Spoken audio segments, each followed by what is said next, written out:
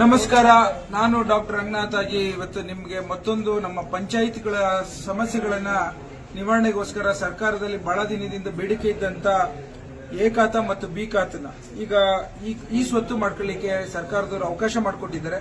ಗ್ರಾಮ ಠಾಣದ ಒಳಗಡೆ ಇದ್ದವರಿಗೆ ಎ ಖಾತಾ ಆಗುತ್ತೆ, 11A ಖಾತಾ ಆಗುತ್ತೆ.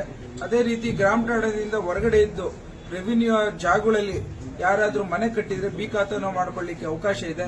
ಬಹಳಷ್ಟು ಜನ ಈ ಎ ಖಾತಾ ಮತ್ತು ಬಿ ಖಾತೆಗೆ ಕಾಯ್ದಿದ್ದು ಮನೆ ಕಟ್ಟಲಿಕ್ಕೆ ಕರೆಂಟಿನ ಕನೆಕ್ಷನ್ ಇಂದ ಹಿಡಿದು ಬೇರೆ ಪರವಾನಗಿ ಕೊಡೋಕೆ ಕಾಯ್ತಿದ್ದಂತ ಸಂದರ್ಭದಲ್ಲಿ ಇವತ್ತಿಂದ ನಮ್ಮ ಗ್ರಾಮ ಪಂಚಾಯಿತಿ ಮಟ್ಟದಲ್ಲಿ ಎಲ್ಲರಿಗೂ ಈ ಖಾತಾ ಆಗ್ಲಿಕ್ಕೆ ಅವಕಾಶವನ್ನ ಸರ್ಕಾರದವರು ಮಾಡಿಕೊಟ್ಟಿದ್ದಾರೆ.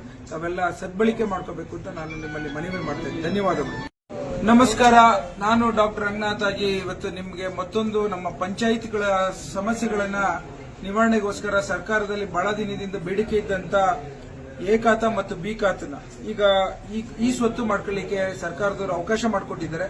ಗ್ರಾಮ ಠಾಣದ ಒಳಗಡೆ ಇದ್ದವರಿಗೆ ಎ ಖಾತಾ ಆಗುತ್ತೆ, 11A ಖಾತಾ ಆಗುತ್ತೆ. ಅದೇ ರೀತಿ ಗ್ರಾಮ ಠಾಣದಿಂದ ಹೊರಗಡೆ ಇದ್ದು ರೆವಿನ್ಯೂ ಜಾಗಗಳಲ್ಲಿ ಯಾರಾದ್ರೂ ಮನೆ ಕಟ್ಟಿದ್ರೆ ಬಿ ಖಾತಾನ ಮಾಡ್ಕೊಳ್ಳಿಕ್ಕೆ ಅವಕಾಶ ಇದೆ.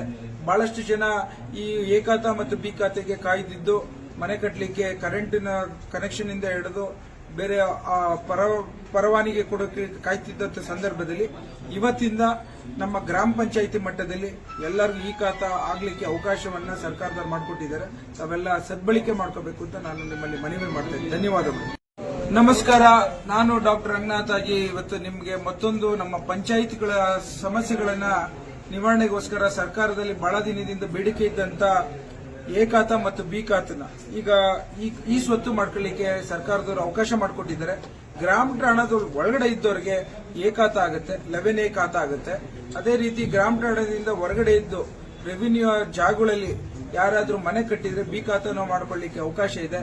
ಬಹಳಷ್ಟು ಜನ ಈ ಎ ಖಾತಾ ಮತ್ತು ಬಿ ಖಾತೆಗೆ ಕಾಯ್ದಿದ್ದು ಮನೆ ಕಟ್ಟಲಿಕ್ಕೆ ಕರೆಂಟಿನ ಕನೆಕ್ಷನ್ ಇಂದ ಹಿಡಿದು ಬೇರೆ ಪರವಾನಗಿ ಕೊಡೋಕೆ ಕಾಯ್ತಿದ್ದಂತ ಸಂದರ್ಭದಲ್ಲಿ ಇವತ್ತಿಂದ ನಮ್ಮ ಗ್ರಾಮ ಪಂಚಾಯಿತಿ ಮಟ್ಟದಲ್ಲಿ ಎಲ್ಲರಿಗೂ ಈ ಖಾತಾ ಆಗ್ಲಿಕ್ಕೆ ಅವಕಾಶವನ್ನ ಸರ್ಕಾರದವರು ಮಾಡಿಕೊಟ್ಟಿದ್ದಾರೆ. ತಾವೆಲ್ಲ ಸದ್ಬಳಕೆ ಮಾಡ್ಕೋಬೇಕು ಅಂತ ನಾನು ನಿಮ್ಮಲ್ಲಿ ಮನವಿ ಮಾಡ್ತಾ ಇದ್ದೀನಿ. ಧನ್ಯವಾದಗಳು.